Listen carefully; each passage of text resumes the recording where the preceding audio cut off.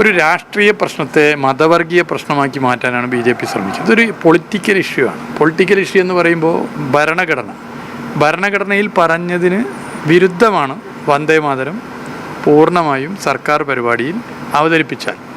അതെല്ലാവർക്കും അറിയുന്നത്. എന്നാൽ അത് ഒരു മതപ്രശ്നമാക്കി മാറ്റുകയാണ്.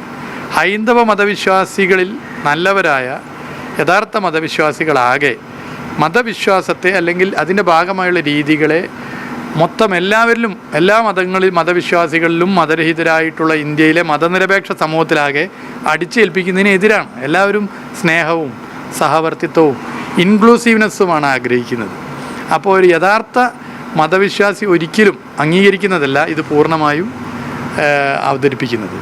അപ്പോൾ അങ്ങനെ ഇരിക്കെ ഇതിന് മറ്റൊരു കളർ കൊടുത്ത് ഒരു മതവർഗീയ ധ്രുവീകരണം സൃഷ്ടിച്ച് ഒരു രാഷ്ട്രീയ വിഷയത്തെ ഒരു മതവർഗീയ വിഷയമാക്കി മാറ്റാൻ BJP ആഗ്രഹിക്കുന്നത് BJPയുടെ തെറ്റായ നിലപാടാണ്. അത്